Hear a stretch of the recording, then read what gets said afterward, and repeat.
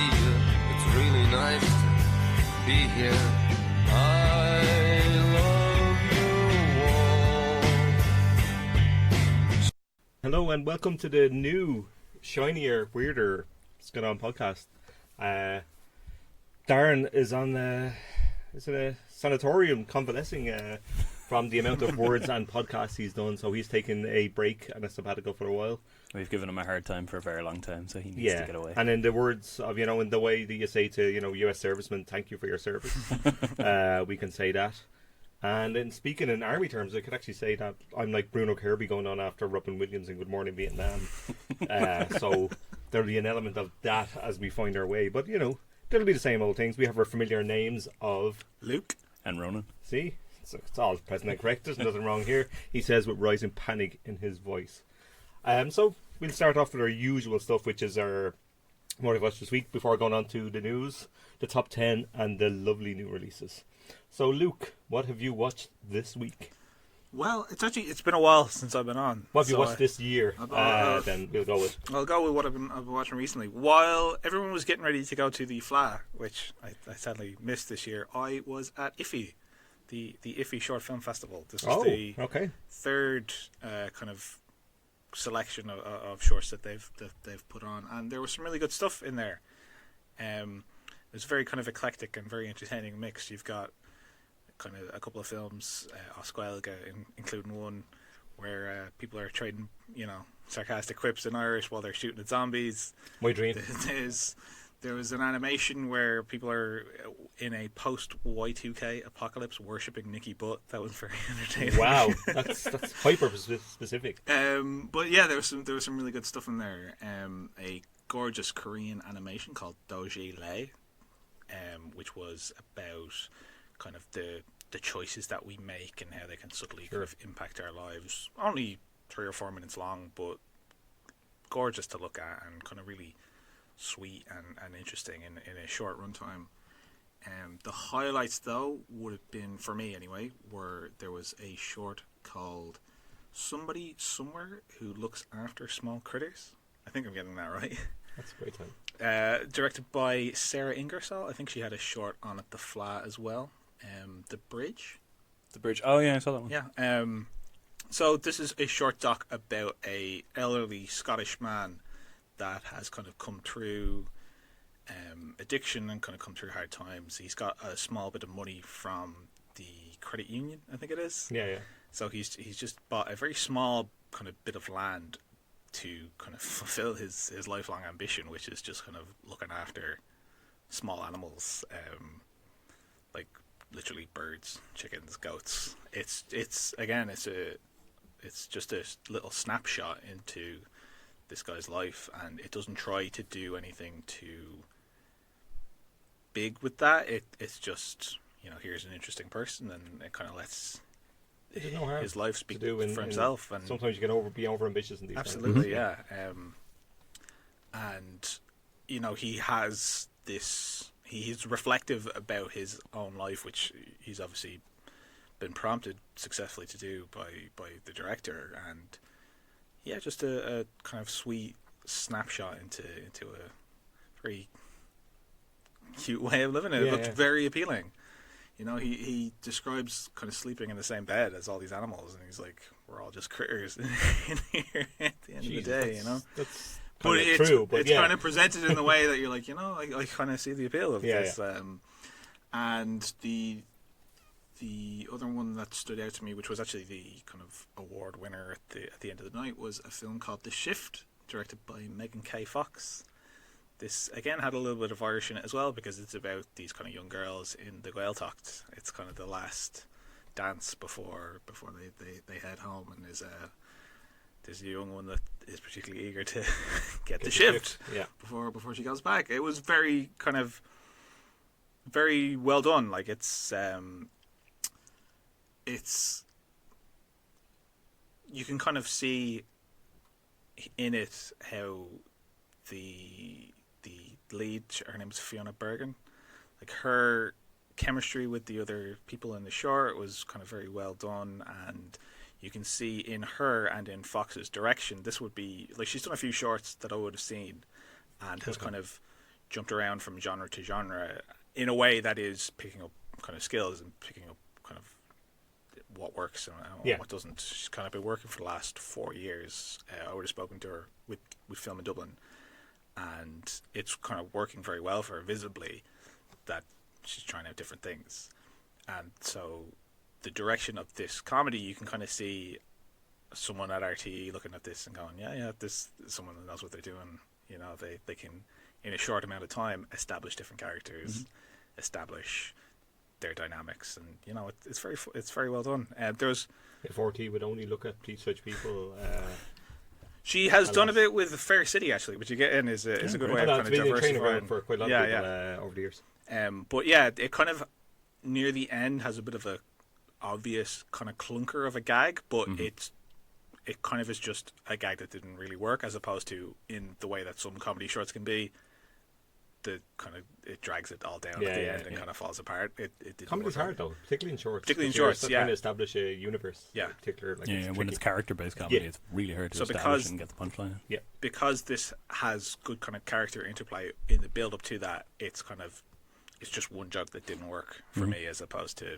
That's not bad hit rate. Kind of a waste of a viewing experience. But yeah, very very entertaining. Other stuff that I've been watching recently. I saw Stuber the other night. I think that's in the top 10, actually. Oh, okay. We'll get to that. So, you know, I weight that because this is one of these American comedies, right? Yes. That somehow turn up every so often and make loads of money. Well, I'll have more to say later, but for now it's stupid. That way. Yeah, that came in at number 10 in the top 10, so we will get back to that.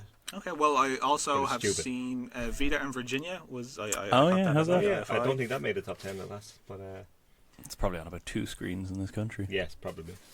Good, it was okay. Mixed things. It's kind of a better depiction. It's kind of better when it's depicting the feeling between Virginia Woolf and Vita Sackville-West, as opposed to their kind of the facts of kind of what has happened. Sure. Because when it's getting into specific events and kind of developing the story of what happened between them, it is a bit stodgy, and its approach to that, using the kind of letters between the two of them as kind of the way of developing a relationship, it is very wordy, and that can be difficult for films to do, to kind of go off of something that's very textual. It's hard to overcome it, to kind of establish something of itself. It is a bit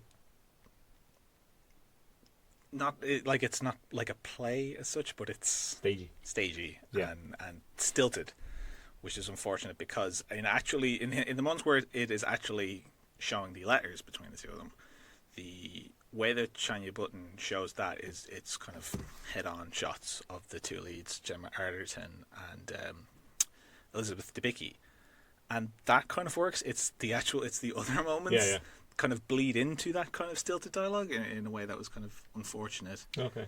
It kind of alludes to Virginia Woolf's, ultimate kind of fate in, again, very kind of... Spoiler alert. Sorry.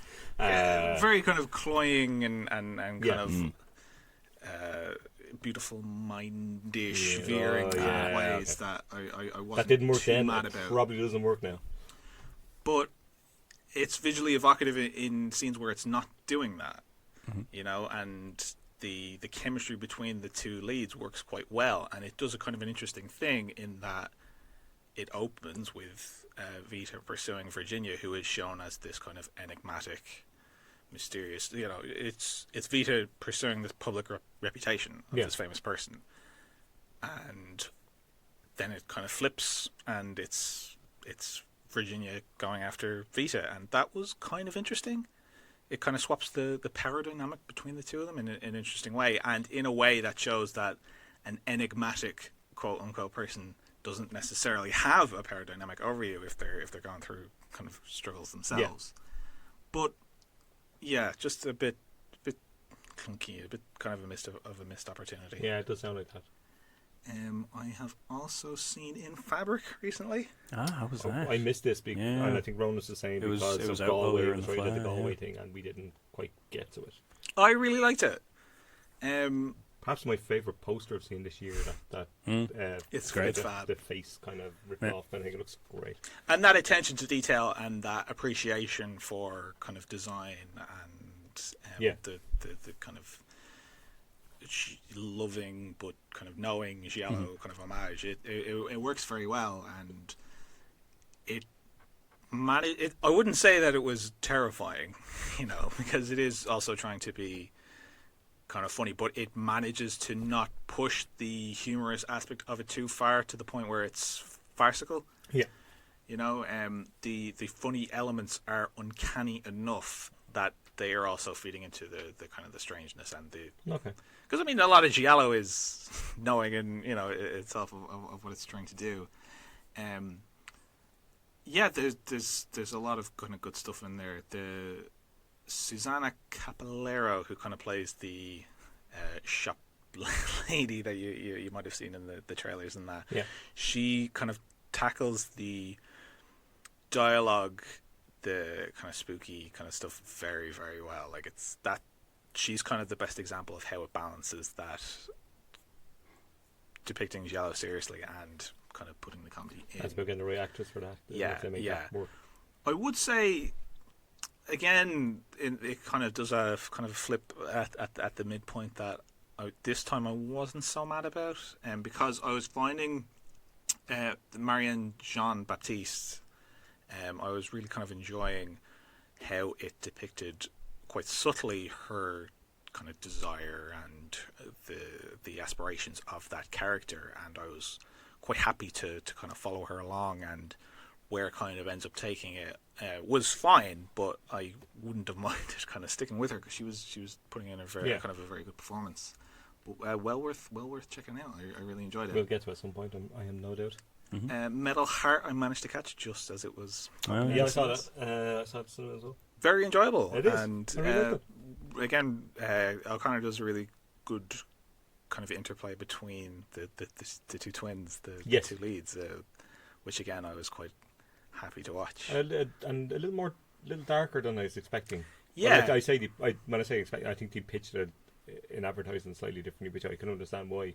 But it's kind of a darker kind of underlying thing, which is always a coming of age thing as well. Like, I don't know, understanding of the world. I don't know if you read the recent article by Megan Nolan in the New Statesman about kind of being that age and then dating older men and that kind of thing. It did. No, so I did read it. Yeah. Yeah. And that kind of the different how you think about it as you get older yourself, and you get to the age where they were when you were 17. Yeah, I felt like O'Connor and in Dunford's performance that was kind of handled in a way that was not condemnatory of Jones's character. No. I think they pitched it okay, because it's a tricky business. Yeah. To get right. And I think the two characters and two actors are very, very good. Yeah. In kind of not making it too. Not implausible, strong word, but certainly get it comfortable. What Dunford does, I found, was he plays that character at just the right amount that you, as an audience member, are wary of him. Yes. But not so much so that it should be obvious to the other characters. Yes. So it works in the kind of logic. It felt real in that sense. I agree, and I think you they can both see played why really well. Jones would be drawn to this guy. He's good, Dunford, in that regard. Like, he knows how to play that kind of thing very well. And Jones is great, and I can't remember who plays the other sister, who's very, very good. The name escapes me, but again, it's a fine. It would be easy for her to kind of get lost. Because she's good. The focus is so much on Jones, but yeah. And then the young actor who steals the film with his lovelorn kind of. Very Ronaldo, circa 2002. Yeah, it's great. He's very, very funny. No, I really enjoyed it. Another one I caught just before it slipped out of cinemas, and I'm very glad I did, was Support the Girls. I know you were kind of big. It's in my top 5. Big fan of this. Yeah, I thought it was really good. Great performances. And it again has kind of a deft job in doing that kind of slice of life thing. And there's a sleazy undercurrent as well to it as well. That was the thing that I found kind of most impressive about it, was that because it's about that kind of sleazy bar, the kind of Hooters kind of style thing. But it doesn't mean you can't have a kind of collaborative, friendly environment within the people, within the women that are in there, who are all very supportive. And literally you're confronted immediately with something that is so off-putting. Yes. In the bar, that you can then under the radar, and what I found that they did was getting under the radar sexism in there. The kind of the stuff that Hall and the other characters have to put up with from men is more noticeable because you've had that very obvious indication to kind of lead you in there. Like Hall's husband, without being overly condemnatory, you see the sexism in him. Yeah, and that's the true line, isn't it? Her day is the true line of the plot, as you will, and how she needs, and then who she has to help and what she has to do over that day. Yeah, or like Haley Lou Richardson in it is so charismatic. Yeah, but like there's a subplot with her kind of seeing this much older man.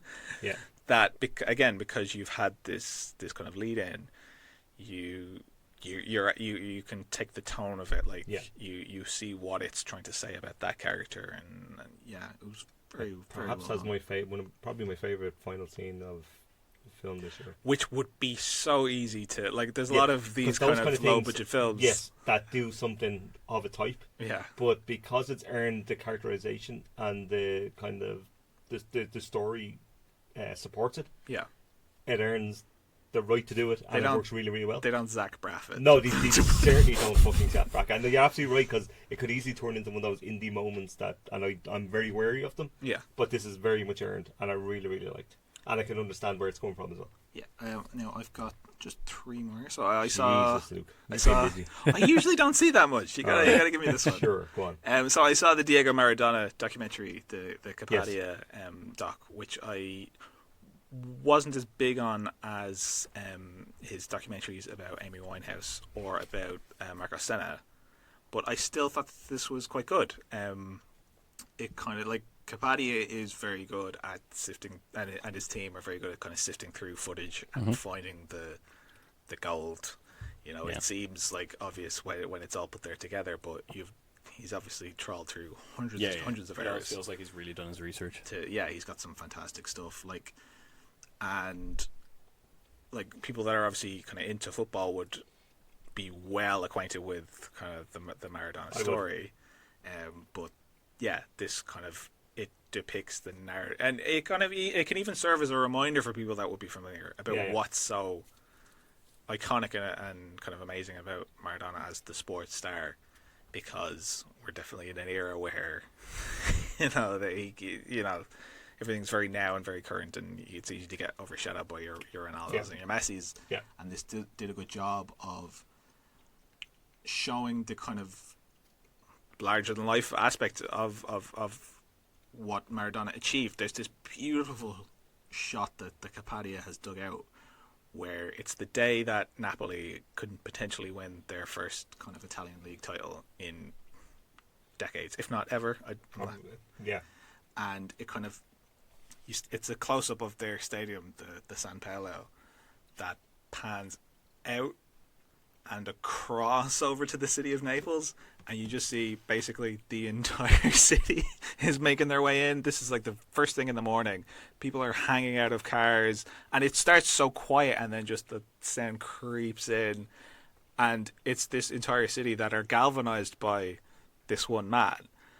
And you even if you're not into football, which I would be, you get that sense instantly of this was a massive deal for this city, and therefore the person that's primarily responsible for it, you can understand what they would feel about that man. And it is kind of going for some similar themes to his other documentaries, but he does a good job of showing that even with a person who's a bit of an arsehole, to be quite frank. Not even a bit of an arsehole, quite an arsehole.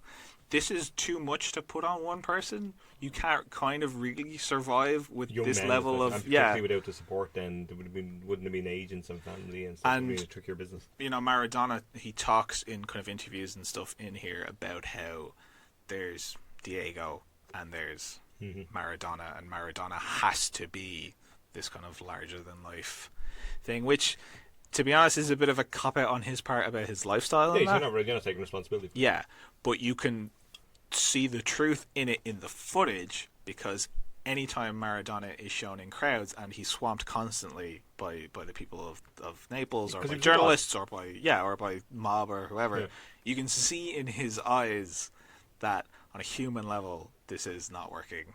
You know, it's alright for him to say that he can put on a persona, and he absolutely did, but that's not going to help him. That's not going to protect him in the way that he maybe wanted it to. Worth checking out. But it was a very unique experience for me seeing it in the cinema. I kind of had seen it midweek in Cineworld after it had been out for a while, so I assumed it'd be empty, an empty screen for like a documentary, especially of a Wednesday. I went in, the screen was sold out, all Italian. Oh wow! and it was great because anytime Maradona scores, the whole audience is going mad. You know, if the fans chant on screen, they are chanting along with them. It was brilliant. Like, in a way that, you know, if you try doing that in another film, I'd be so pissed off. But here, it kind of added to the experience. It was great. Excellent. Another one that I really wanted to kind of talk about was a film I'd seen on Netflix a couple of weeks ago called See You Yesterday. I don't know if you've heard of this. I have not seen this. So this is a film, it's directed by Stefan Bristol and it's produced by Spike Lee. Oh. It is about these two teens from the Bronx, CJ and Sebastian, who have invented a time machine that they're going to present at this kind of summer science camp. It's kind of setting up in the kind of first 10-15 minutes or so as this very kind of like a kid film, like a kind of Clock Stoppers or one of those kind of things, in the tone and in the look of it. It's got like a Michael J. Fox cameo, and you're like, okay, I know what kind of film this is going to be. But then CJ's older brother is shot by the police. Oh, okay. So it turns it. And naturally she's like, well, I can go back. I can fix this, And you see that they're kind of using the sci-fi element of this to get at something else. To get at what problems can and can't be solved and at what level, and where this is where the Lee influence on Bristol kind of and the other people working on the film really comes in, and it's really interesting. Because it's got in that first 10-15 minutes, even with the kind of genre stuff, it does a lot of good work in the beginning to give you a sense of the characters and the sense of the community, which is one of Lee's strong points. Yes.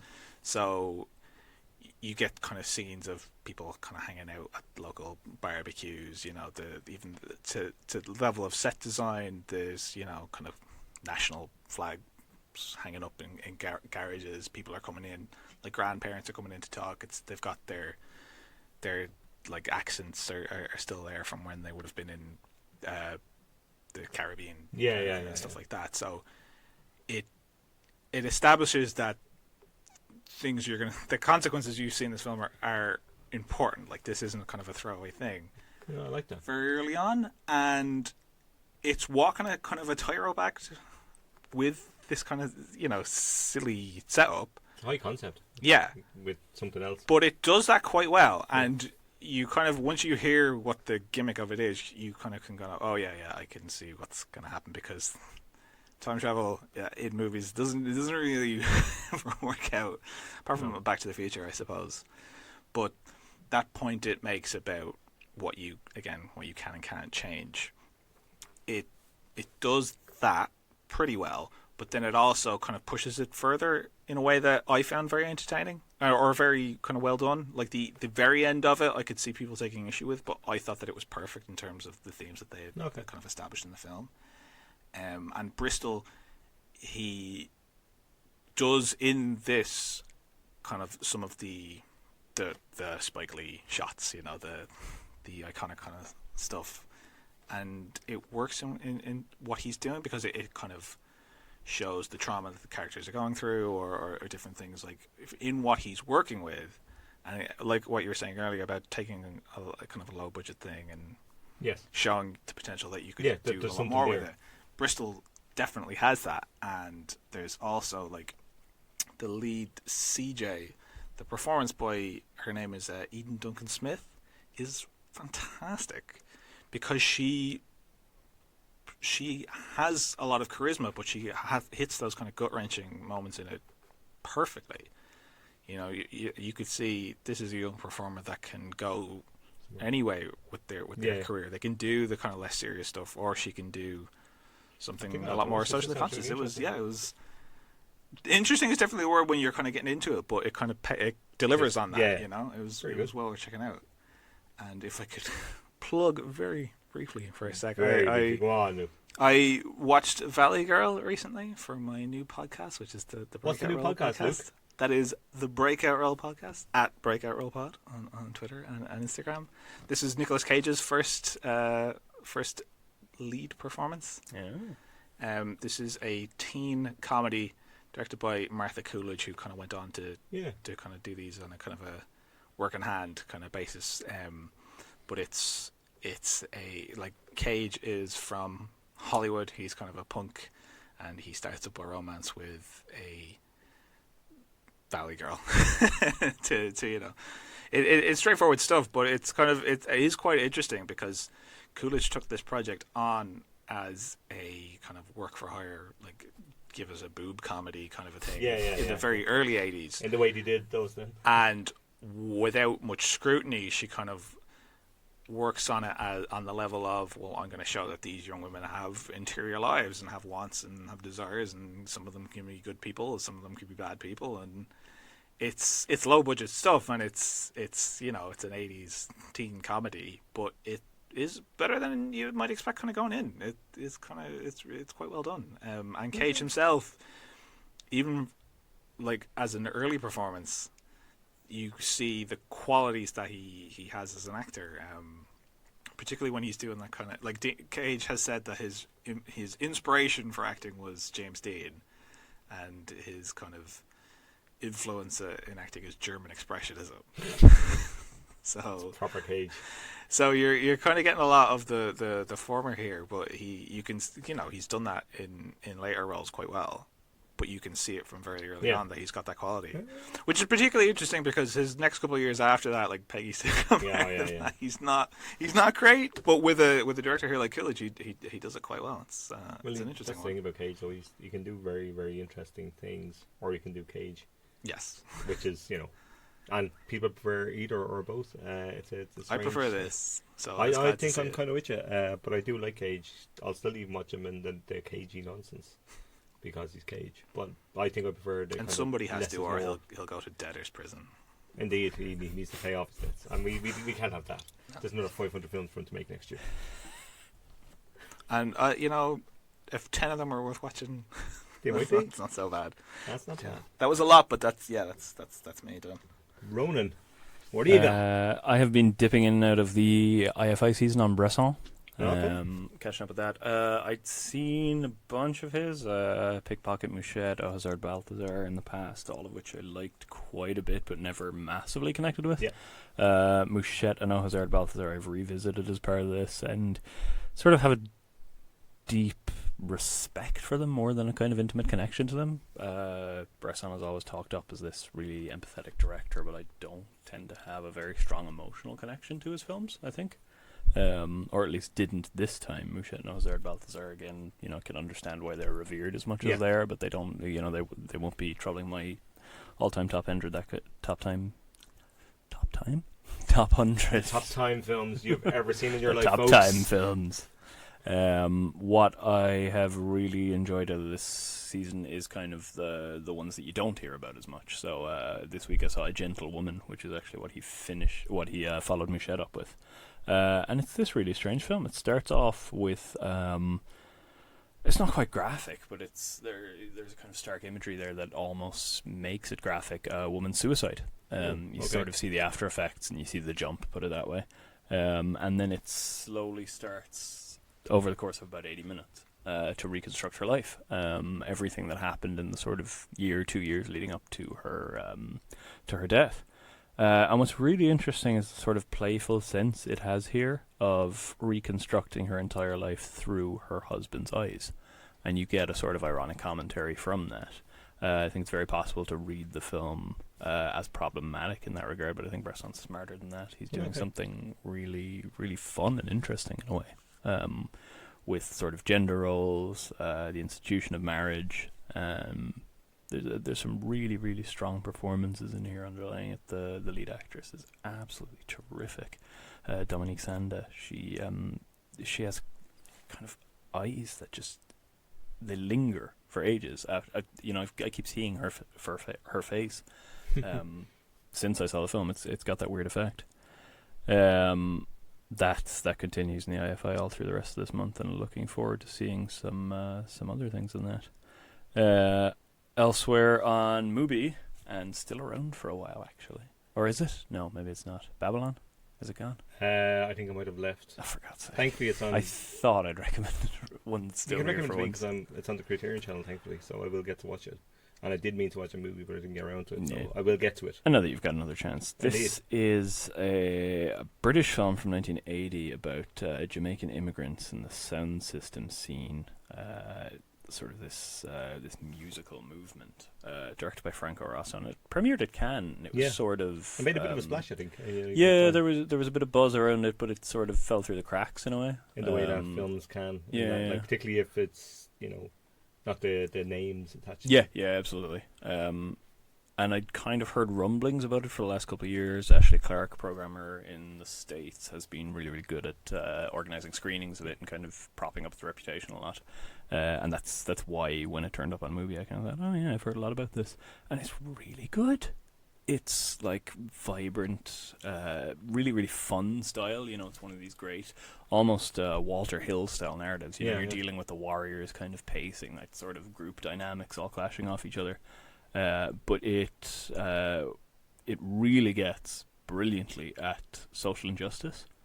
There's a lot of tackling of racism in the UK in here that unfortunately seems quite current still. There's a lot of great stuff about go back to your country. This is my country. I was born here. All this sort of stuff.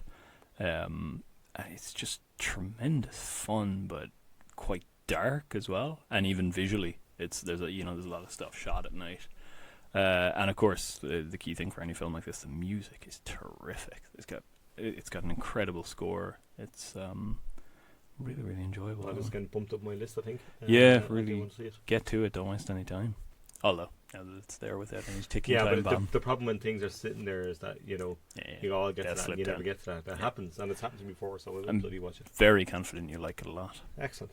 Caught a couple of shorts as well, of course. There is a Croatian animation called Imbued Life that premiered this year just, and it's one of the few kind of international shorts that seems to be getting some purchase online. It's actually getting pushed a little bit. If you can find this, do, because it's so weird. It's Jan Svankmajer style, creepy stop motion animation.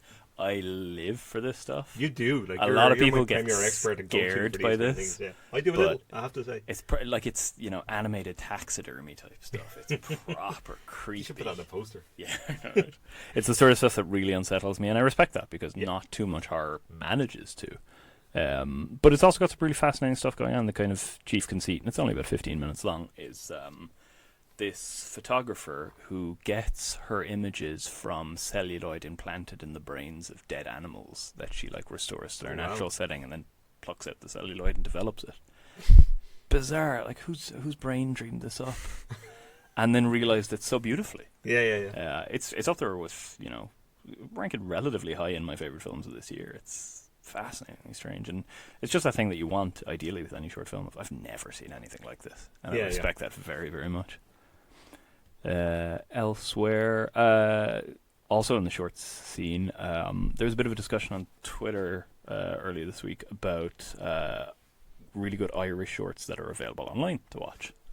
Yes, somebody was asking for recommendations. Yeah, to sort of show to people, to give an example of Irish cinema and where it is, because there are great things. You can go to festivals, and we have festivals that are really supportive of shorts, but people seeing it beyond that, there isn't a great life for a lot of these things. RT does a short screen. Yeah, short screens are every Tuesday night. I think, or is it Monday? Are they always going, or is it? I think it is weekly for the most part, and they're on the RT player. They're kept there for a month afterwards. It's a really, really good resource, and in fairness to RT, they do actually provide that support. Yeah. But beyond that, yeah, it can be difficult to find things, and that thread actually got a lot of recommendations out of it. So a lot of stuff I'd seen, but a lot that I hadn't. So I went kind of digging through that, and one that really stood out is really good fun. Is one called Ruby. That's Irish, or Ufada, B-A-I Fada. Story of a schoolgirl who is in a sort of typical Irish primary school setting. She is making her communion, and she decides she doesn't want to because God doesn't exist. I've seen this. It's great. It's really good fun. Fantastic. It's just like terrifically funny, but sort of it doesn't pass it all off as some big joke. It's like, yeah, this is what kids actually think like when they're put into these weird systems that we put them in. Where 90% of our schools are still under, look at them. They're weird ways of doing anything. Weird Catholic control. Louise Ní Fianna. Oh God, I'm butchering Irish here. Louise Ní Fianna. But you to me, because I butcher a lot worse. She's the director here, and it's really impressive. I really, really enjoyed this. Stands out as somebody pointed it out as a highlight of recent Irish short cinema. And yeah, I would absolutely say it. Is it available to watch? It is. I think it's on Vimeo. Yes. Vimeo are pretty good actually. They're not quite boosted as much perhaps as they should be. There are a lot of short filmmakers who kind of circulate their work there. Yeah. So if anybody listening is interested in seeing that, I'm definitely interested. I tweeted a link on my Twitter.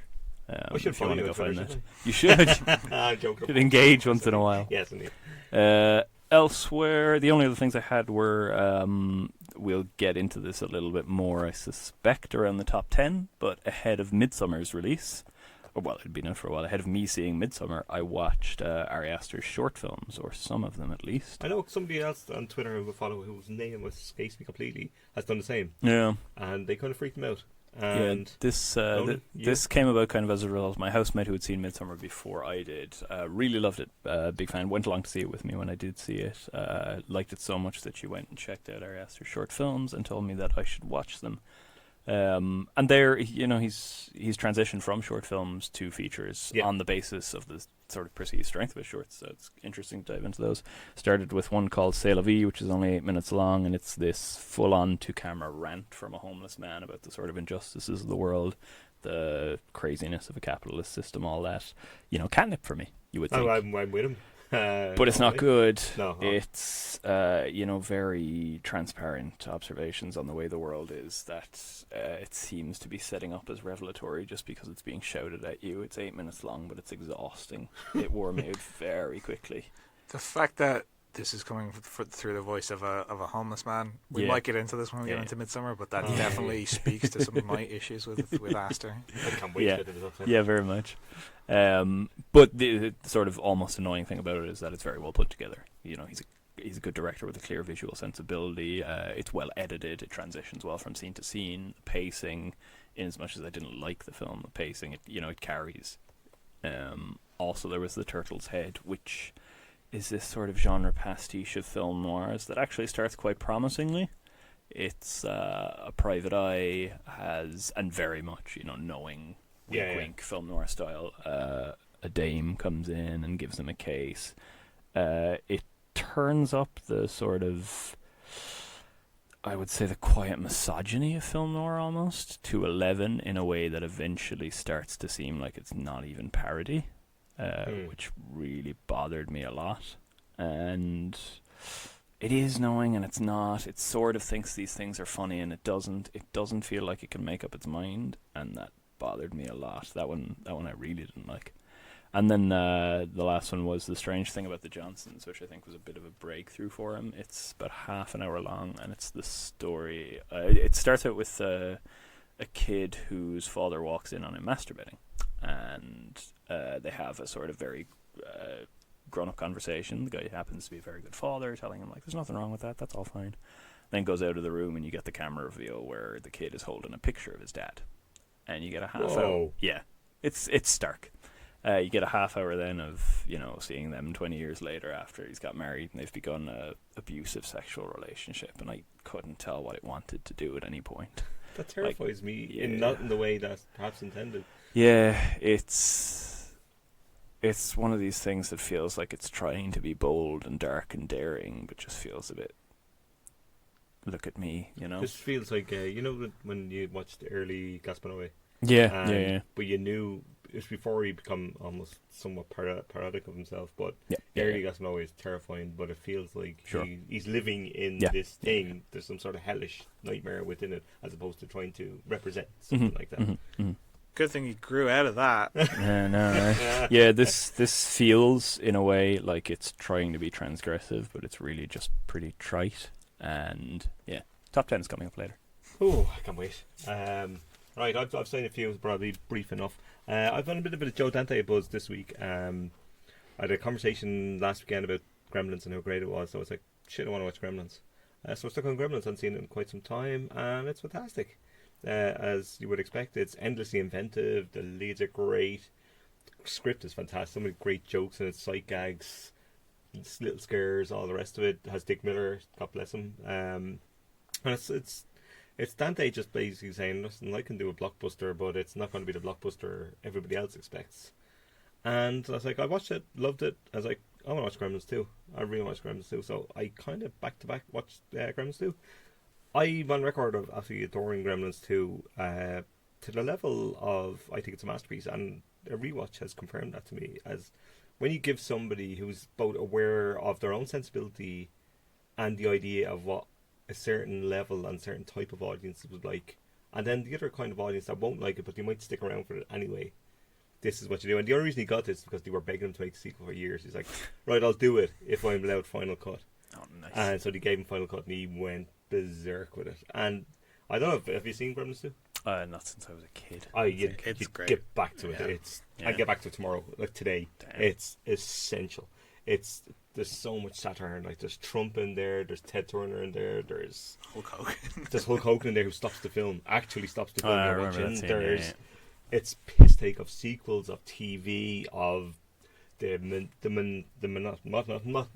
monotonizing of everything around films, and like toys and kind of creatures, and the style is absolutely dazzling. The gags don't stop, and I mean they don't stop. It is a Looney Tune film directed by a Looney Tune, and it is, and it's exactly saying, and it's like about halfway to the point it says like, fuck the plot, and just goes into its own little kind of free for all, free form, amazing run till the end, and it's astonishing. It's the best sequel ever made. It is. I'm saying it now. It's the best sequel that has ever been made in film. Fuck you, Godfather 2. Fuck you, Mamma Mia, here we go again. It's better than Mamma Mia, here we go again. Stop! I'm telling you. Get to it and we'll talk. It's amazing. I'm going to do that. Amazing. I'm going to Cher watch is that. definitely the Hulk Hogan. Oh, can you hear those wrestling rings, Fernando? Yeah, that's a great call. But then I watched Small Soldiers because I wanted more Dante. You really are on a kick. I am, and I've got more. I want to watch Inner Space and various others, which I went to see in the cinema when it came out when I was young and loved. But Small Soldiers is great. It's just kind of bizarre. I know I'd seen this when it came out and liked it, but kind of dismissed it and forgot about it in that kind of way of kind of late 90s kind of. I've seen a lot of films kind of territory.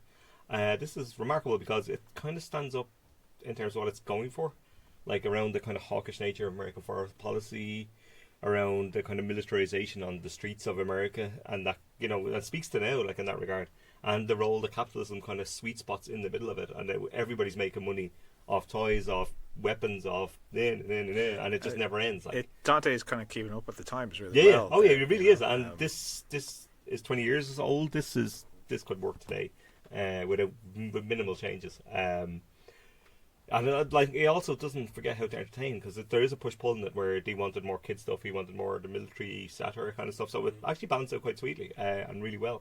And this kind of idea of, you know, the generations of young boys sold on war toys and, you know, soldiers, and I had them when I was growing up, and like, you know, this is the ultimate man in the, you know, you run around, you smash things and you have tanks, and that's all we do is destroy, because that's all we do is destroy.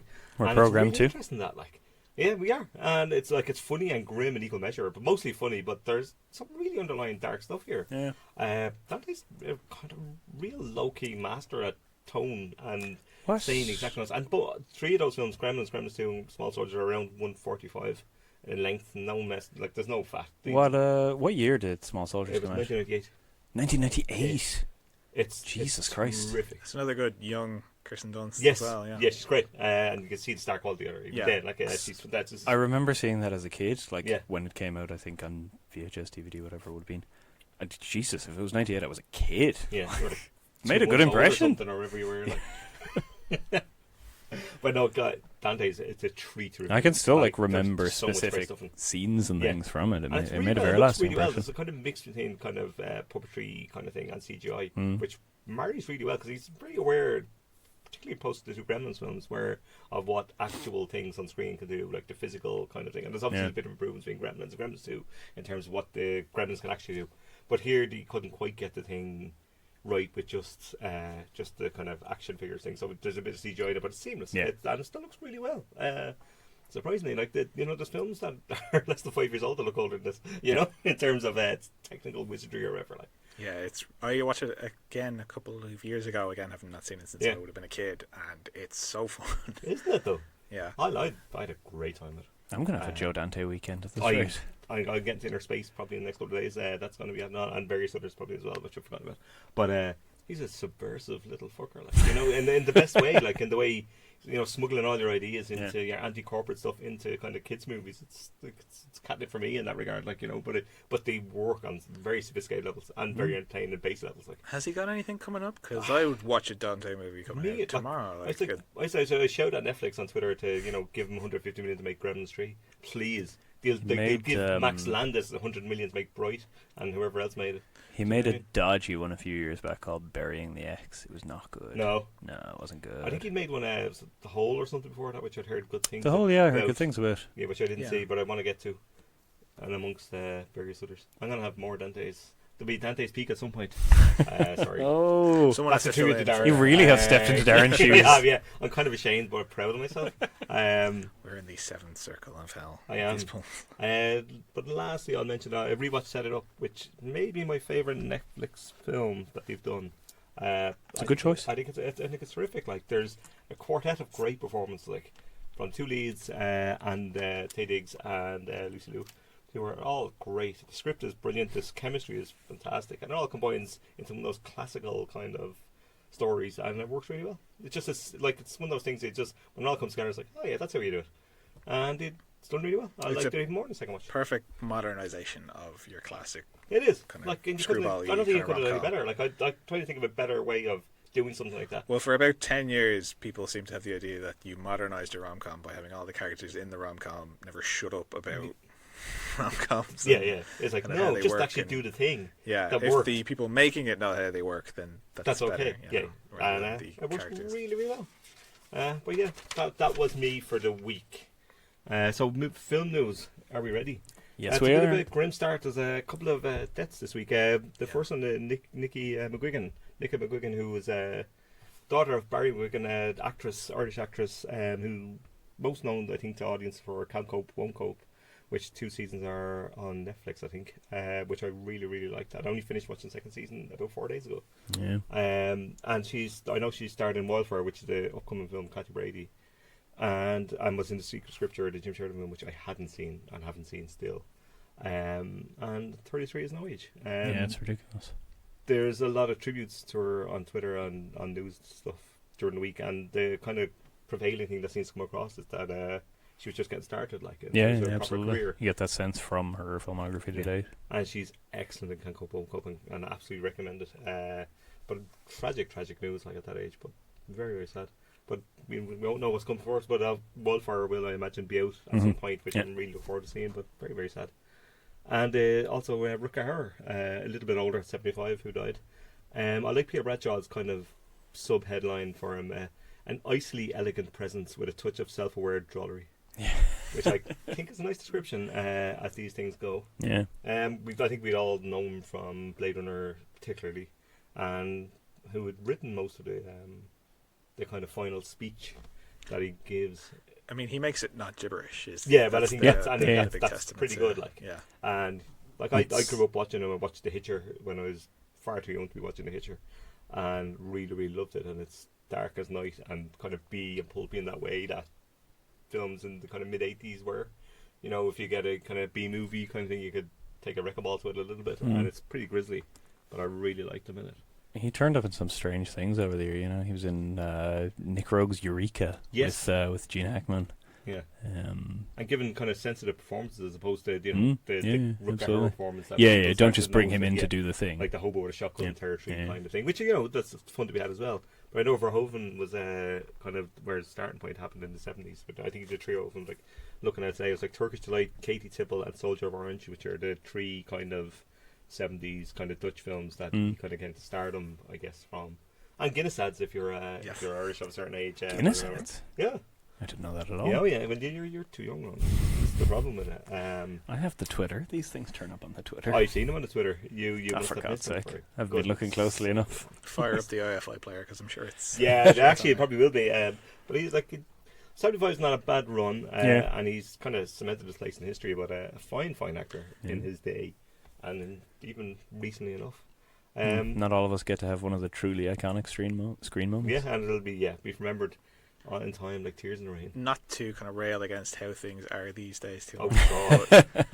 One of the kind of poignant things about Hauer passing and actors like Hauer kind of getting older and dying off or retiring from acting, and that is that these are actors that are bringing an external life to their performances and bringing kind of character actors that have a weight to their work because they have something going on outside of outside of acting and outside actual of people. Increasingly films, particularly your big films, have to load out the cast with names that are, some of them are great in that, but everyone has to be one of the somebodies. And Hauer is kind of your top tier. And there's something in that actually, because I was flicking through stuff today, and another name I came across in kind of looking through stuff about Hauer was J.T. Walsh, who would have been one of the great, who the hell is he again, actors for about 20 years. Staunton. And, exactly. And that rock up on something, do a little bit of work, and kind of either moving the plot forward or giving a little bit of dodgy screen time because he's a bad guy, but he's really, just adding layer to it. And they're still there, your Ann Dowds and your people like that, but I don't know. The guy from the Lumen Tower and the other Netflix or HBO thing, who's the guy with the big moustache who I love. I can't think of his name. That's the best thing for an actor, though, isn't it? For people to know your face and not your name. I think there was a book written about character actors, literally that kind of title, and that's kind of what you want. You don't want to reel off the kind of A-list, as you say. I don't know who can do that. That's like, say, under 40. I mean, that's not like a name actor. I suppose like Driver is probably of that age. He's kind of because Bill Campus, the guy. He's fantastic. Because Driver used to be in the Marines, and he's had that. You can see in his performances that kind of external vibe. I don't know if there are too many knocking around. I mean, I suppose there are. I mean, I suppose you won't know until you kind of creep into that role a little bit as well. It's like, oh yeah, I remember him. So it may come up or may happen. Hopefully so. Like Brad Pitt or whatever. But it's the way it happens with Hollywood now too. Anyone who makes themselves known in that way gets hoovered up into the machine and they're suddenly cast in the next superhero film. They're probably all on TV anyway. And Dowd is a perfect example of that. It's doing great work like that. Or Margot Martindale. Oh, she's fabulous as well. It's amazing.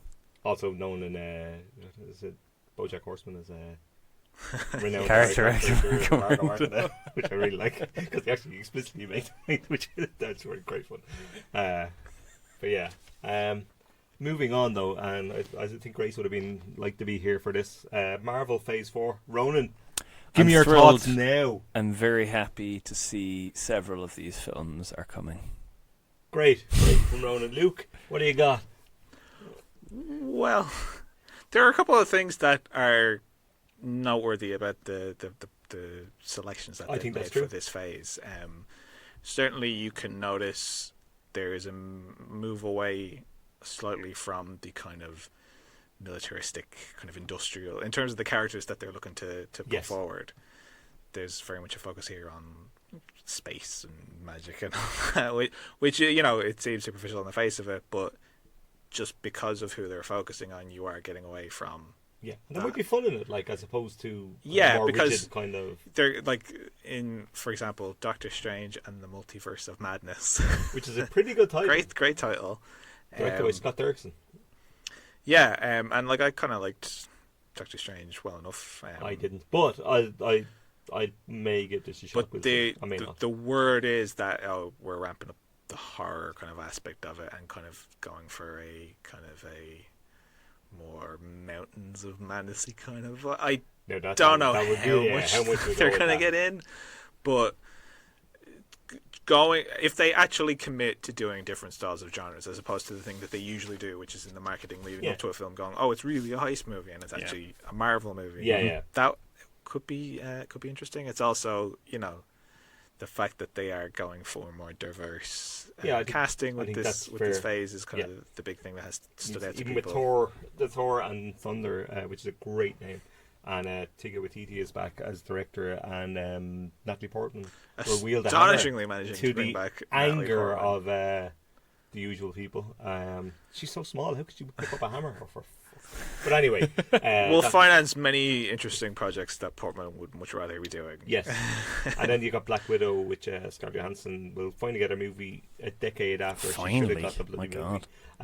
But good cast, like David Harbour, Florence Pugh, and Rachel Weisz. Oh, yeah. Nice. And there's like the director of The Eternals, I think is Chloe Zhao, is it? Yeah, and some good casting choices in there. You got Brian Tyree Henry, Richard Madden, Kumail Nanjiani, Sam Hayek, and Angelina Jolie. And in Shang-Chi? Yes, Shang-Chi, which is what's his name? Simu Liu, who looks happy to be there in a very real way. I've seen him on Twitter. Probably going to be a big kind of star-breaking thing for him. But also in casting Tony Leung. Yes, the villain of the film. His first. He's going to buy his future. Hollywood film. Directed by Destin Daniel Cretton, who made Short Term 12. It's complete the Short Term 12 kind of takeover of Marvel. Which absolutely shows A, that Marvel can get anybody. But B, I think it's definitely a positive step for blockbusters of this size and of this amount of audience. My only worry about it, and to diversify the cast, but they are weaponizing that goodwill. And there's nothing wrong with that to some degree. I mean, if they don't do it, they get criticised. They get criticised. That's definitely true. But I think the only worry I'd have, and I can't remember who I follow on Twitter that said it, that Marvel are a producer's medium, and the directors get to be allowed to colour in within the lines to a certain degree, which is both true, and if you do believe that to be the case, it's a little depressing because you know that some directors are given more. Now, I think with Didi is probably the exception to some degree. He brought very much a sensibility, and Coogler probably as well. That brought more than colour inside the lines. I would argue. So maybe we'll get a bit more. Maybe they'll loosen the strings a little bit. I'm not particularly hopeful, but maybe. It's always in the micro. I think they can, and in the macro they won't want to, because like Coogler. The things Coogler is trying to say in Black Panther, they're trying to kind of shuffle to the side before the movie's even over. But they still got it in there, though. Regardless of anything, it's positive in relative terms. It's always. That doesn't sound very hopeful, does it? Honestly, that's the world we live in. You take the good and you acknowledge the bad. I think that's as much as you can do with something like this. Absolutely fair. Right then, Ronan. What? We shall move on. I know it's your favourite part. Let's. The top 10. Are you ready? I have probably seen all of these. Great, Ronan. That's really good to hear because I haven't. Excellent. At number 10, Stuber. Luke, take it away. Yes. Stuber, about the Uber driver called. Oh, that's the title. Stuber. Jeez, I could have pitched that. Brilliant. That's quite brilliant. Now, wouldn't I? I would say, it sounds kind of obvious because it's such a daft premise for a film. This, a taxi driver teams up with a action movie cop, and off they go for their kind of buddy comedy kind of thing. But any way to get a buddy comedy to comment on something that is around today. Yeah. Now, but it seems like it's going to be slight. Like, what did you expect? But I was disappointed by it because even written by Tripper Clancy. Sorry, no Not idea. Tripper. Tripper. Old Tripper. But like, I like Kumail Nanjiani. That's the way. I like Dave Bautista. That's the way. And you know, I like buddy comedies and this kind of action comedy. But right from the beginning of this, you have a cold open where Bautista and his former partner, who's played by Karen Gillan, are in pursuit of the movie's villain, who's played by Iko Uwais. I was going to say Jean Villain. Yeah, that's pretty good casting. And you know, Iko Uwais has been so underused by Hollywood so far. And Which it Avengers continues. movie did he turn up in and did nothing? Oh no, Star Wars. He's Sorry, in Star Wars, yeah. But turned up in a that, Star Wars that and did continues in this, because right from the beginning, where he and Bautista face off, and it's cutting every 0.5 seconds, and it's shot in extreme Heartbreaking. close up. Please Everything's stop doing jangling that. around. It's a complete waste of both actors' physical talents, and so you're like, well, I've recalibrated my expectations of this as an action movie, and then within those first 2 minutes, when Uwais breaks Gillen's hand, twists it around, and uses it to shoot her with her own gun, and she bleeds out screaming in pain, you're like, well, I've recalibrated my expectations of this as a comedy as well. This is a bit horrible, Wow, to be honest. It's pretty full on, isn't it? Like, there are some good gags in here, just because Nanjiani is, you know, a talented comedic performer. Bautista is unfortunately constrained because he's lumbered with this joke at the beginning that they obviously have to come up with a reason that he has to take an Uber everywhere. Oh, God. And What reason did he come up with? He Pray tell. he gets like eye surgery that day, and so he can't. Tripper, what are you thinking? For the love of God, Tripper. He That's can't the see best- well enough to drive, so You're like, he's get out of gotta- Writers Guild. Sorry, go on. But that speaks to the film's big issue, which is Yeah. that they've not put any real effort into. Okay, Ronan, breathe. He can't see well enough to drive. He can see well enough to fight. He's just, you know, he obeys the You law. see well enough to get into a taxi, but not well enough to drive. But it's a shame. Like, they're not even often on camera long enough together to kind Even of build make up a a thing of bit, it, of, bit yeah. of chemistry, and it's definitely a shame. You have a film that's not particularly effective in its action scenes, and it's not particularly funny either, and it's hard to like the leads. Well, Like, in fairness, like, you would say that, and this is where, in a normal week where these comedies come out, would say, well, it's made 800,000, Luke, so what the hell do you know? But on this particular occasion, this weekend it's made 13 grand, and for a total of 64,000. So we may say goodbye to Stuber. We will not be ordering that. would have been better if they had more Kevin likable Hart. stuff written for the leads. Like, Nanjiani's whole subplot is that he's a nice guy to Betty Gilpin from Yes. Glow. Yes, she's great. That's kind of it's quite badly done with a decent enough resolution, but yeah, not great. And like, Bautista is just this kind of standard bad father kind of a thing. I was saying on Twitter that it would have been a much funnier idea if they swapped the performances. roles, would that work? If Nanjiani was I've the seen that cop before in and certain things. Bautista was the taxi driver. But on any level, and this is a problem with a lot of these modern American comedies, in that they've somehow managed to get through a pitch, and it's all the film ends up being is the pitch. Yeah. But they've not actually. When you heard Tripper, They've Clancy, not landed this on is what's what happens. funny about this premise. Sorry if you're listening, Tripper. Sorry, Tripper, but you can't have a name like that and be expected to be taken seriously. Come on, like. No. Like, what is funny about he's driving around this guy and he's a cab driver? Like, No, they don't have a It's not joke to singing build off the on. page, I have to No. say. Mm-hmm. Poor director Michael Dose. You take that Michael W out, it's Dose. Michael Dose. So we'll go with that. Probably Um, that's best. Let's move on to number 9, which is Aladdin, the first of 9 visits from Disney, probably in the top 10, which has made 2.5 million so far, That's disgusting. including 18 grand. It's made more than Stuber. Has anybody seen Aladdin? Guy Ritchie's Aladdin. Guy Ritchie made this? I didn't even know that. Ritchie, who will Good fail God. upwards forever until eternity. He'll be making $1 billion film 10 years from now. I do wonder. I've not seen it, but obviously there's only so many of these that Disney can do, or You would would be think willing that. to do. I do wonder, because before the year is out, we're going to have Maleficent 2.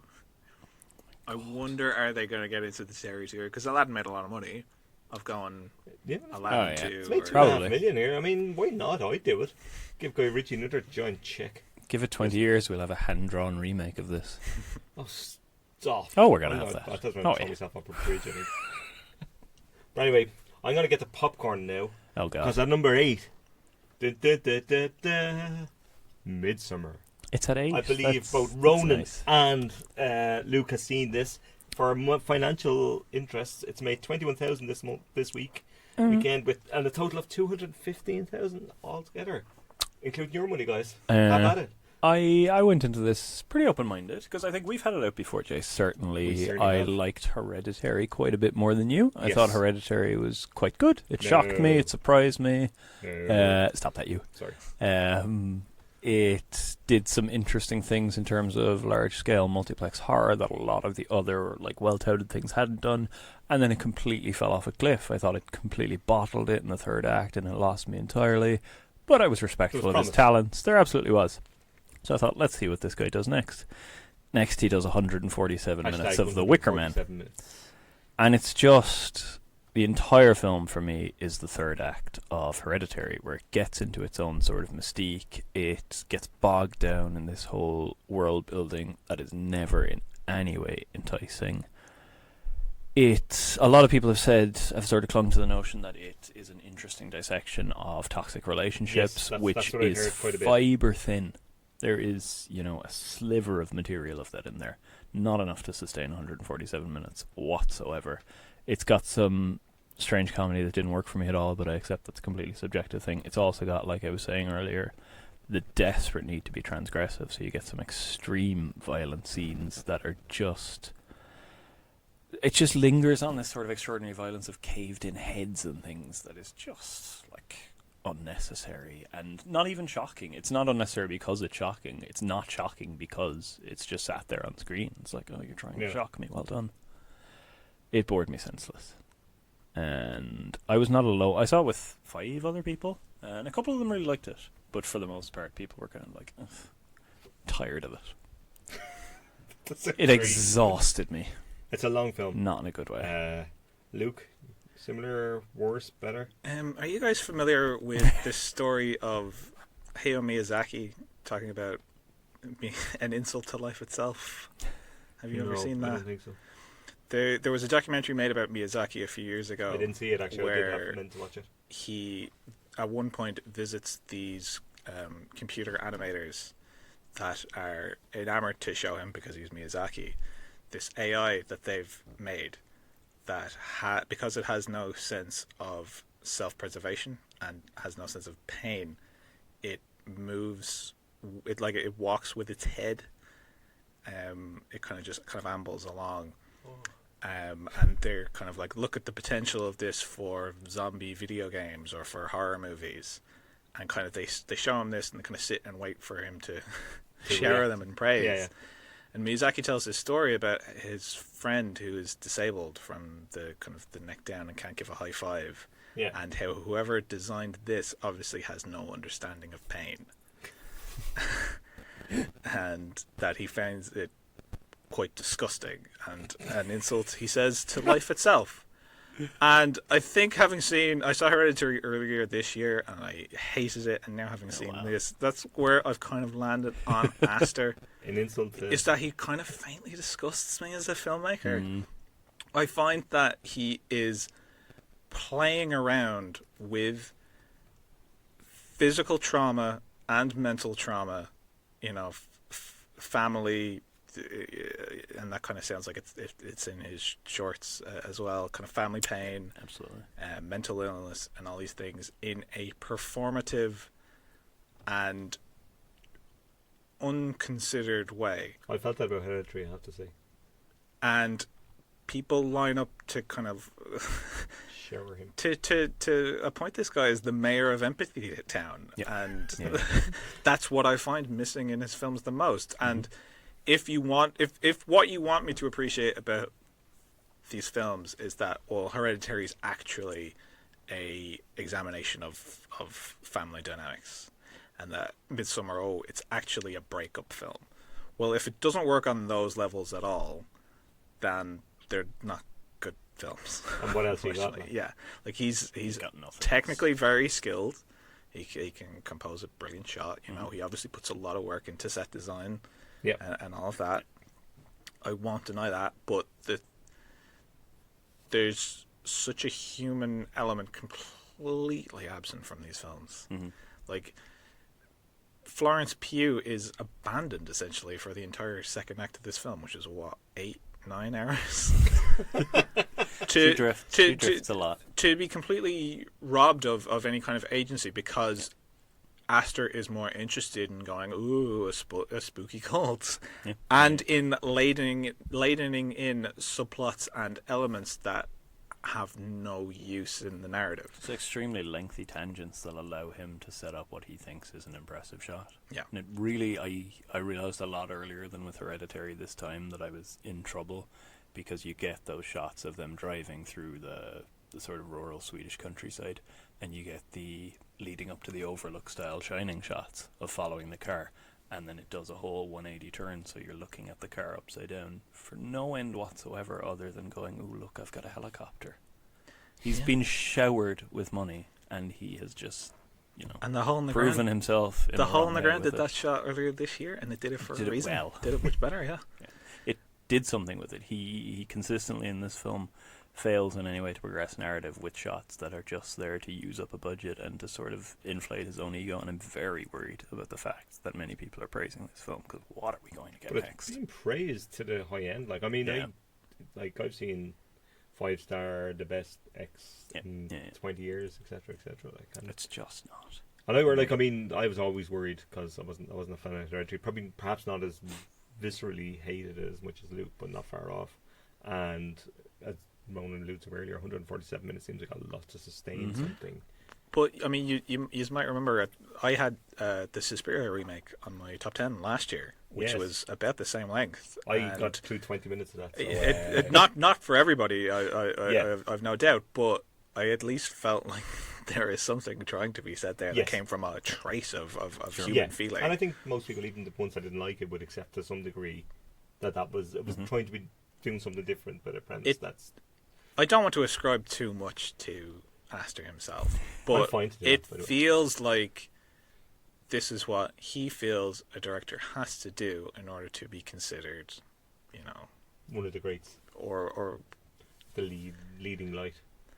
It feels like he's doing those things for reasons that don't come from within, and he's been very eager to talk about this as a breakup film, but there's no sense of kind of self-examination to his depiction of the male character. I mean, there are things that the male characters do in this that are true to life, but not approached with a self-reflective kind of eye at all. Particularly because he abandons them to do stuff he'd rather be doing. Or ladens in stuff that has no use. There's a whole subplot in here about who's doing what thesis and all. That is a complete narrative sideshow. And again, if this is a story about Pugh, then what's it doing there? Because But that's another example where the film just doesn't kind of adhere to any kind of internal logic. The whole idea is that they're going to do a thesis on pagan rituals, and none of the characters display any understanding whatsoever. They ask very basic questions about it. It's like, I don't buy these people as students who are researching these topics. They don't appear to have looked it up online in events. They ask bizarre questions. Like, this just isn't adhering to any sense that these are people in an actual story. Well, I've been on the fence. And now I'm thinking I might have to pass on it. I wouldn't recommend it. I'm not seeing it. There's not even anything enjoyable in there to laugh at it being nonsense. I might get it to at some point, but I will not. Don't. All right. Well, it's too long. I'll just say that to be nice, but I probably won't. It's literally twice the length of some cuts of The Wicker Man. Oh, just watch The Wicker Man twice. Yes, I'll do. I'll watch The Wicker Man twice. At 7, to cheer everybody up, The Queen's Corgi. Probably worse. At 6, I'm skipping The Queen's Corgi. At 6, The Secret Life of Pets 2, which in the way of the spirit of animated films has made 1.8 million, despite nobody that I know have seen it. Is it not billion? No, not yet. Give it 6 months. Unless they're secretly plotting to kill the Queen's Corgi. Which I would watch. At 5, and be brief as possible on this, Yesterday, which has somehow accumulated 750,000. Shame on you all, people. That's a lot of people. Why would you do this to me? I'm going to personally have to talk to you all. Anybody? Luke? This was one where I was like, you know what? If I already know I don't want to watch it, I wouldn't dream of it. good man. I expect solidarity from you, Ronan, in fairness. Right, speaking of solidarity, at number 4, Annabelle Comes Home. I hadn't even realised she'd left.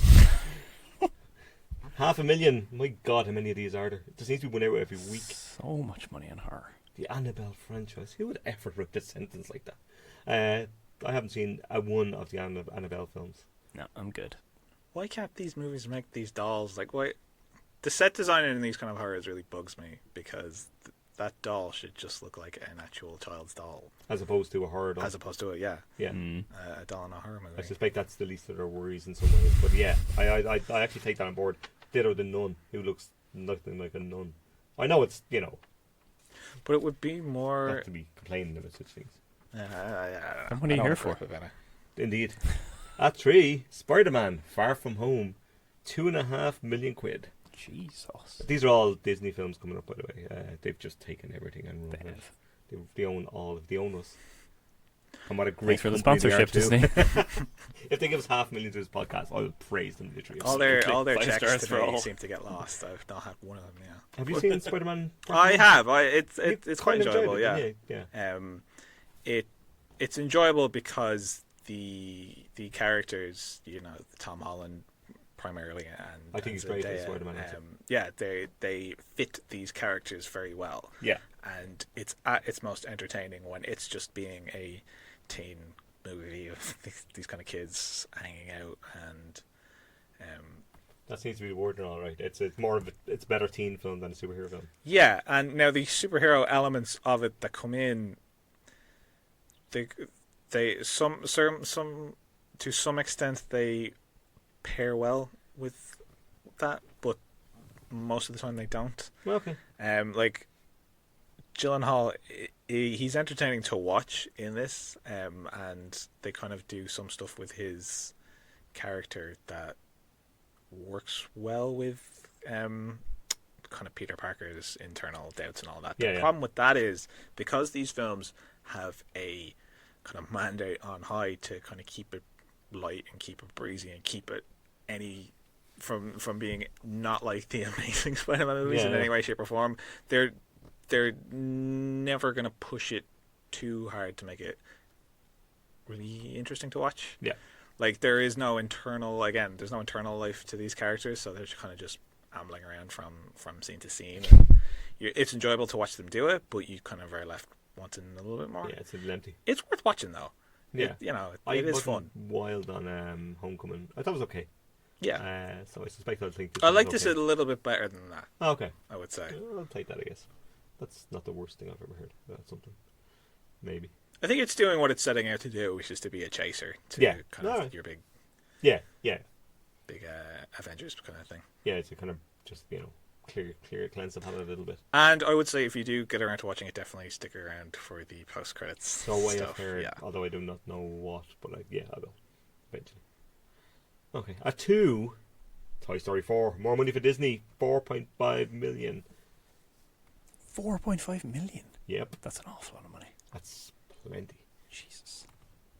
I liked Toy Story 4 quite a bit. Unnecessary but good. It seems to be the standard I've been hearing about it.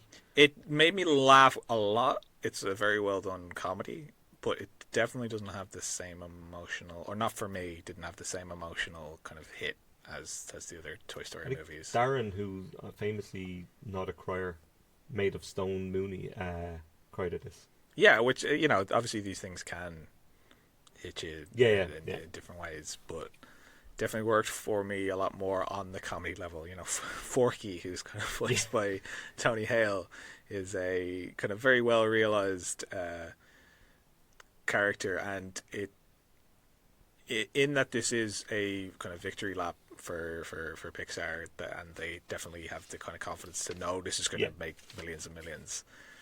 They've kind of their approach to examine their own internal logic and kind of mine that for comedy works quite well for me.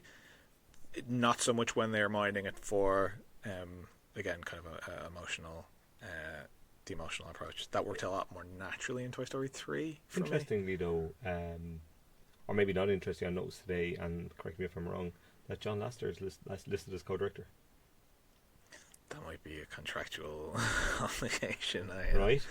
Yeah. Yeah, not brilliant. But yeah, there you go. It is interesting to watch a Pixar movie that in its narrative doesn't have to have a seemingly benign father figure turn out to be a lot more, Yeah. No, just curious. But I know that this, I saw at the end there were kind of a lot of different writers credited for this. Yeah, there's about 6, I think. Yeah, because I know Rashida Jones was working on it at one point and then left, and it definitely does have the feel of several different drafts kind of smashed together, which again, I suppose it doesn't really matter. The money is compiling in regardless. Some good stuff in there. I know that the word is pretty decent. And as an animated film, it is, the extent to which Pixar have come on in the animation in the last kind of 20 years is astonishing to watch, because you're seeing it in characters that you've already seen in a lot lower kind of resolutions. But they kind of at certain points in this kind of stop to kind of suck that in, which is kind of great for them, and it is nice to watch. But it is at the same time, it would be great to see that great animation in service of something a little bit more, rather than just being enjoyed for kind of the sake of it. Yeah. Well, speaking of being enjoyed for the sake of it, at number 1, The Lion King, with 1.5 million of your precious hard-earned money. Disney have taken like 7 million, 10 million quid out of Ireland just from this top 10 alone, I think. I can't get over how bad this looks. I'm not seeing it ever. No, me neither. Ronan, I think you by not it Do you rules, have you're to ask? going. Not a chance. I didn't like the Jungle Book either, which is Oh, really? Because that went down quite well. I thought it was okay. No, I didn't love it, but I thought it was decent. I found it a bit kind of redundant, and the kid. Well, I mean, they're all. The kid kind of, people kind of liked him well enough, and I kind of found him a bit annoying. I thought he was okay, and I think it does rise and fall to some degree on that kind of. I thought he was fine, but I take the. But at least that had, slightly stylized looks to the animals, so they could emote. Yeah. Anyway, that's enough talking about Disney. God damn them. And move on to the new releases, Which are probably all Disney. They're not all Disney, I don't think. The live-action Great Mouse Detective or whatever. We shall kick off with The Current War, which is I this better not be a Disney one. I saw a listing about this. Finally and then looked coming it up. out. I think so. This is like the Tulip. I've seen ads all that week. it has been buried for a long time. It's directed by Alfonso Gomez Reyon, starring Catherine Morrison, Tom Holland, Benedict Cumberbatch, and the brilliantly named, always brilliant name, Tuppence Middleton. It's probably fantastic. perhaps my favourite Hollywood name in the world. Tuppence. And Holiday Granger. No favourites. Imogen Poots. No, that's true. That's one of the greats. But Tuppence, the first name is Tuppence, is incredible. That's terrific. This looks terrible. Anyway, this is the story of electricity titans. It's about electricity, and it's called The Current War. You don't know. That's a perfect title. No. The trailer for this brings in Nikola Tesla kind of halfway through, as if they're saying, "And here's Iron Man." The electricity universe they're going to set up. Yeah. Here, the orders are ESP. Oh God. Who's going to play ESP? Colin Farrell? Has to be, doesn't it? I'll take any step onto Colin Farrell. Yeah. I got the power. That's what will be the song. Anyway, I'm not seeing this. Have at it if you want to, guys. No. Another new release, Horrible Histories, the movie, Rotten Romans. That seems to be getting really These good seem to reviews. be, these seem to go over pretty well as animations, and Horrible Histories is obviously TV kind of stuff that's done quite well. Kim Cattrall, Nick Frost, Kate Nash, and Rupert Graves are the voices. And it's a Roman teenager in the olden days who upsets Emperor Nero with grave results, I would imagine. I was glued to the books as a kid. They're very educational, entertaining kind of things. Are you saying you're going to see this for nostalgia purposes? I mean, I don't know. I've read kind of not terrible things about it. Yeah, it seems to be. I was reading a bit about today. It seems to be kind of liked. These tend to be, for some reason. It's the pitch of them or the tone of them, whatever. These seem to get quite well liked. Yeah, I mean, I remember the Nick Ardman, what's the football thing that he did? It was terrible. Yeah, First Man. Yeah, that was brutal. I was so shocked at how bad that was. Early Man, right? Early Man. Sorry, First Man is the other terrible one. No, Early Man. So many terrible films. Yeah, but similar kind of like pun humor and history and all that kind of stuff. Quite work. Yeah. At all. So if this can be better than that, that's about as much as you can. It's going to be better than that. Like I'd love the kind of Nick Park stuff. Yeah. And this was a major drop. I couldn't believe how bad it was. I got like I laughed once, which is shocking, I have to say. That's such a shame. Yeah, I never watched it because of what you said about it. No, I do know things. Influencer. Hashtag influencer. I don't know if this is coming out, but it's listed. The Intruder. Listen to this cast. This sounds like that's only one person. Like Dennis Quaid is the top liner. Dennis Quaid. Dennis Quaid, best actor this year so Megan far. Good, Joseph Sikora, and Michael somebody or other. A psychological thriller about a young married couple who buy a beautiful Napa Valley house on a several acres land, only to find out the man they bought it from refused to let go of the property, aka 90s thriller. Yeah. Pacific Heights, whatever, pick your kind of 90s thriller. This doesn't look like it's going to get a cinema release. I suspect it won't be anywhere. You may get 2 screens in the Cine World or something. So you better get to one of those. You need to talk about this. Didn't Samuel Jackson do this exact movie like 2 years ago? Michael Keaton did this exact movie 25 years ago. Like literally every actor has done this exact movie. Many like, people have forever. done this movie many times. Like I've seen this film 7 times. I'm glad to see that they're speaking to modern anxieties about homeowning in this massive Tampa fucking. Yeah, There'll probably be a smartphone camera in it. Please don't say that. I'm sure Dennis Quaid will stand up for all millennials in it. I can't wait. It's about time someone did. Indeed. What a world. Then we have a couple of releases from the IFI this week. At least one of which I've seen, I think. The Chambermaid. No, I haven't No, seen it's that. not. God damn it. It's gotten very strong reviews. I know the Leila trailer Adelaide. here has got a particularly strong poll quote from A.O. Scott of the New York Times. Which you're a big fan of. Indeed. Yeah, this looks really interesting. Yes, but It's a got good Chambermaid buzz. working in a luxurious hotel in Mexico City. And kind of her time poverty, I guess, and actual poverty most likely. And it's kind of looking secure a kind of confident position on the kind of luxury floor of the hotel to kind of cement her job and stuff like that. Sounds interesting enough. And the IFI generally tend to get these kind of films in every so often. You can really generally trust their sort of world cinema offerings, and the trailer I've seen it a couple of times this week of the Bresson films and other things. It does look quite appealing. I'll definitely be checking this out. I might be checking it out also. And finally, I've always wanted to do that. Finally, I've done it. I'm Trevor MacDonald. I am Trevor MacDonald. You look like him. Thank you. It's great hair for it anyway, certainly. And finally, Ronan, you may have seen this. Marion and Leonard, Words of Love, directed by Nick Broomfield. Yeah, I have seen this. I saw this at the Flat. It was not the opening night film, but the one after it. So I watched this about 11 o'clock with a pretty appreciative Galway audience of people who I think must have been Leonard Cohen fans. Oh, by the way, if I was there, I would have been gone as a big Leonard Cohen fan. It definitely appeals to fans. I have to say I don't have any sort of particular allegiance in any way to Leonard Cohen. Don't know much about him, so I went in as a sort of somebody who didn't have any ties to this. Yeah. And it's strange. Broomfield is weird. He's an odd filmmaker. He doesn't. He is. He work a lot of the time. He's sort of sometimes infamously close to his material in a lot of documentaries. Is the perception. And in this one, so it sets out there. It kind of went viral a while back. The Mariana, the woman who inspired one of Leonard Cohen's best loved songs, died and received a very poetic letter from him on her deathbed, and it went all around the internet. Picked it up. It was like, oh, look at this great romance, and Broomfield essentially delves into their romance, where it all started and how they kind of kept up with each other over the years. Film spans about 50 years, I suppose. And the twist here, well, it's not a twist, but the kind of his way in here is that he knew them. He lived on a Greek island with them in the 60s. Or at least he lived on the island and so did they. He goes to great, strange pains to tell you that he's had sex with her at one point. Oh, dude. Yeah. He doesn't say it that frankly, but it comes across that frankly. Jeez. It's unsettling and strange, and its setup, which is quite tantalizing, is kind of, oh, here's the great romance, let's dig into it. Who was this woman? We know who Leonard Cohen is. Who was this woman? And he spends the better part of 2 hours, spending a little time with her, usually narrated through his, I knew her and I talked to her at this point. And then going off and spending 20 minutes interviewing Leonard Cohen's friends about Leonard Cohen and how Leonard Cohen wrote songs. So there's a star fucking element to it. There absolutely is, and Broomfield, I got the sense consistently anyway that Broomfield sort of wanted to be like, I almost moved in the same circles. You kind of get that sense from it, and it made me profoundly uncomfortable, especially when it's coupled with this, we were lovers, which is what he keeps saying.